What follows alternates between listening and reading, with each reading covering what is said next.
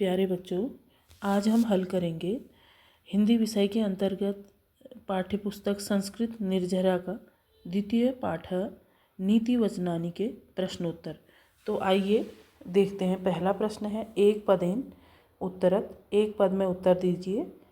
पहला प्रश्न है किम चंचलम, इसका उत्तर होगा यौवनम, जीवनम, वित्तम, छाया, लक्ष्मी, स्वामिता। तो ये सारी चीज़ें चंचल होती हैं, इसलिए सारी चीज़ों के नाम दे दिए हैं। दूसरा प्रश्न है कस्य बंधुत्वम नास्ति, किसका कोई मित्र नहीं होता है। उत्तर होगा कालस्य, काल का कोई मित्र नहीं होता है। कह परिहर्तव्यः, उत्तर होगा दुर्जनः। अगला प्रश्न है सर्पः केन भूषितः भवति, सांप की शोभा किससे होती है या किससे सुशोभित होता है। तो मणिना इसका उत्तर होगा। अगला प्रश्न है अज्ञेभ्यो के श्रेष्ठा, अज्ञेभ्यो के श्रेष्ठ, अज्ञेभ्यो में कौन श्रेष्ठ है। ग्रंथिना, जो ग्रंथ का ज्ञाता हो, ग्रंथों का, वो श्रेष्ठ है। तत्व दर्शनम किम, तत्व दर्शन कैसा है। तो दुर्लभम, उत्तर होगा दुर्लभम। अगला प्रश्न है विद्या कीदृशी भवेत, तो विद्या कैसी होनी चाहिए। तो विद्या अर्थकरी होनी चाहिए, अर्थकरी है उसका उत्तर। भार्या कीदृशी भवेत, भार्या जो पत्नी होती है वो कैसी होनी चाहिए। इष्टा वशवर्तनी, तो मन वांछित, मतलब अपने मन के अनुकूल होनी चाहिए, या हमारे जो बस में हो, या हमारी जो मनोकामना को पूर्ण करने वाली हो, वैसी होनी चाहिए पत्नी। अगला प्रश्न है प्रश्न संख्या 2 पूर्ण वाक्येन उत्तरत। प्रश्न है किम कृत्वा धर्मरतो भवेत, उत्तर है यौवनम, जीवनम, वित्तम, छाया, लक्ष्मी, स्वामिता च षड एतानि चंचलानि ज्ञात्वा मनुष्य या मनुष्य जो है धर्मरतो भवेत। अगला प्रश्न है कालस्य किम नास्ति, उत्तर है कालस्य बंधुत्वम नास्ति, काल का कोई मित्र नहीं है। अगला प्रश्न है दुर्जनः कथम परिहर्तव्य, दुर्जन को कैसे, किस प्रकार त्याग देना चाहिए हमें।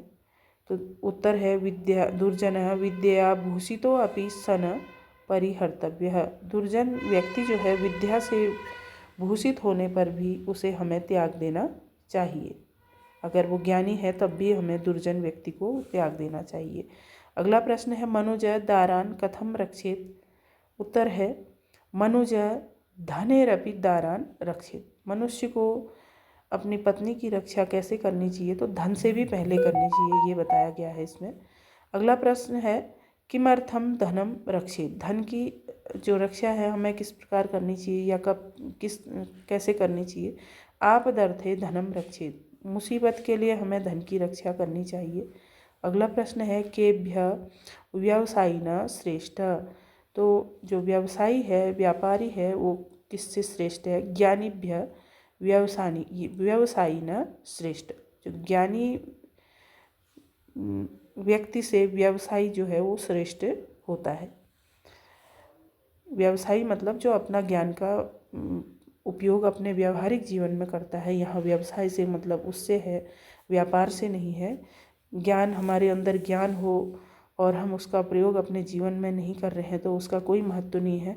तो ज्ञानी होना बड़ी बात नहीं है, ज्ञान का प्रयोग हम अगर अपने जीवन में कर रहे हैं तो उसका महत्व ज़्यादा है। तो ये बताया है इस प्रश्न में। अगला प्रश्न है काम बिना सहजावस्था दुर्लभा, किसके बिना जो सहजावस्था होती है वो दुर्लभ है। उत्तर है सद्गुरु करुणा बिना सहजावस्था दुर्लभा, तो सद्गुरु के करुणा के बिना अथवा दया के बिना जो सहजावस्था है अथवा ईश्वर की प्राप्ति है वो दुर्लभ होती है। अगला प्रश्न है दुखस्य मूलोद्धरणानि कति, दुख के जो मूल कारण है वो कितने हैं। तो 5 बताए हैं यहाँ। अगला प्रश्न है तीसरा निर्देशानुसारम उत्तरत, निर्देश के अनुसार उत्तर दीजिए। षडेतानि अत्र संधि विच्छेदम कुरु, षडेतानि जो शब्द है उसका संधि विच्छेद कीजिए। संधि विच्छेद होगा षड धन एतानि बराबर षडेतानि। अगला प्रश्न है कालस्य इति पदस्य क्रियापदम किम, जो कालस्य, काल का ये पद है, इसमें क्रियापद कौन सा है? नास्ति, नहीं है। अगला प्रश्न है विद्या अत्र का विभक्ति। विद्या में कौन सी विभक्ति है? इसमें तृतीया विभक्ति है। अगला प्रश्न है निरंतरम इति पदस्य श्लोके पर्यायपदम किम प्रयुक्तम। जो निरंतर है उसका, निरंतर मतलब लगातार, उसका इस श्लोक में कौन सा पद प्रयुक्त किया है? सततम। निरंतर मतलब भी लगातार होता है और सततम का अर्थ भी लगातार होता है। अगला प्रश्न है वराह अस्य समानार्थक शब्द अत्र किम प्रयुक्तम। वराह जो शब्द है उसका समानार्थी शब्द यहाँ कौन सा शब्द प्रयुक्त हुआ है? श्रेष्ठः।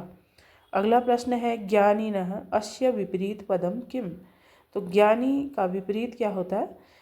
अज्ञाः। अज्ञ मूर्ख होता है, जिसको हम मूर्ख कहते हैं। अगला प्रश्न है दुर्लभः इति पदम कस्य विशेषणम। तो दुर्लभ जो पद है वो किसका विशेषण है? विषय त्यागस्य तत्वदर्शनस्य सहजावस्थाया। तो इनका दुर्लभ जो पद है वो इन तीनों शब्दों का विशेषण पद है, विषय त्याग का, तत्वदर्शन का और सहजावस्था का। चौथा प्रश्न है विकल्पानुसारेण उचितांश चित्वा रिक्त स्थानम पूर्यत। तो विकल्प के अनुसार उचित अंश को चुनकर रिक्त स्थान को पूरा कीजिए, ये प्रश्न का मतलब है। पहला क है कालस्य बंधुत्वम नास्ति होगा, इसमें अस्ति नहीं होगा, क्योंकि काल का कोई भी मित्र नहीं होता है, या जो हम काल कहते हैं उसका कोई मित्र नहीं होता है, अर्थात किसी के साथ वो मित्रता नहीं निभाता है। वो सबको बराबर, चाहे राजा हो या गरीब हो या भिखारी हो, जिसको हम कहते हैं, तो काल सभी के साथ समान व्यवहार करता है। अगला प्रश्न है मणिना भूषित सर्प भयंकर। मणि से भूषित जो सर्प होता है वो भयंकर होता है, तो इसमें सर्प होगा। अगला प्रश्न है विद्या भूषित दुर्जना भयंकरो अपि। जो दुर्जन व्यक्ति होता है वो विद्या से भूषित होने पर भी भयंकर होता है। जिस प्रकार सांप जो है मणि से भूषित होने पर भी हमारे लिए भयंकर है, हमारे लिए हितकर नहीं है, वैसे ही दुर्जन व्यक्ति भी हमारे लिए विद्या से भूषित होने पर भी भयंकर होता है। अज्ञेभ्यो ग्रंथिना श्रेष्ठ। अज्ञानियों से कौन है? ग्रंथिन जो है श्रेष्ठ है, जिसको ग्रंथों का ज्ञान होता है। अगला प्रश्न है उचितांश है सह मेलनम कुरुत। उचित अंशों के साथ मिलान कीजिए। आत्मानं सततम रक्षेत, इसमें होगा दारेरपि धनेरपि। फिर अगला है न मित्र ज्ञाति संबंध कारणम नात्मनो वस। अगला है अज्ञेभ्यो ग्रंथिना श्रेष्ठ ग्रंथिभ्यो धारिणो वराह। अगला है यौवनम जीवनम वित्तम छाया लक्ष्मी च स्वामिका। अगला प्रश्न है संधि विच्छेद कीजिए। संधि कुरुत शब्द है, संधि कुरुत कितिम छाया, तो इसमें होगा वित्तम छाया। वित्तम धन छाया है, ये वित्तम धन छाया, वित्तम छाया हो जाएगा इसका। किम धन असौ, किम असौ होगा। अगला है बंधुत्वम न, तो इसका होगा बंधुत्वम न। दुर्लभम तत्वदर्शनम, तो इसका भी होगा दुर्लभम तत्वदर्शनम। अगला प्रश्न है प्रश्न संख्या 7। अधः प्रदत्ते स्थूल रेखायुक्त पदै प्रश्न निर्माणम कुरुत। जो नीचे रेखांकित शब्द है उनका प्रश्न बनाइए या प्रश्न निर्माण कीजिए। प्रश्न है षड चंचलानि एतानि। तो एतानि की जगह में क्या आएगा जिससे कि ये प्रश्न बन जाए? तो षड चंचलानि कानि, ये बनेगा, एतानि की जगह में कानि हो जाएगा। अगला प्रश्न है कालस्य बंधुत्वम नास्ति। तो कालस्य की जगह हमने प्रश्न बनाना है, तो कस्य बंधुत्वम नास्ति हो जाएगा। किम असौ न भयंकर है, ये पहले से ही प्रश्न बना हुआ है, तो इसमें हम असौ, किम असौ न भयंकर लिखा है, तो असौ न भयंकर होगा, तो इसकी जगह में प्रश्न बन जाएगा किम असौ न भयंकर। ये हमारी किताब में दिया हुआ है। अगला प्रश्न है मणिना भूषिता सर्प। तो मणिना की जगह में प्रश्न बनाना है, तो केन भूषिता सर्प हो जाएगा।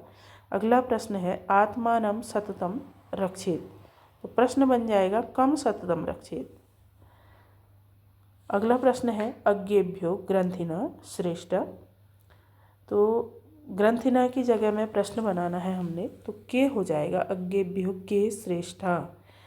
तो आशा करती हूँ ये प्रश्न आप लोगों के समझ में आए होंगे। हम जल्दी ही अगले पाठ के प्रश्नोत्तर को लेके आप लोगों के सामने आएंगे। तो आप आशा करती हूँ आपको अच्छा लगा होगा, आप अध्ययन करेंगे, और अगर कहीं पे कोई त्रुटि होगी तो ज़रूर बताएंगे। तो धन्यवाद।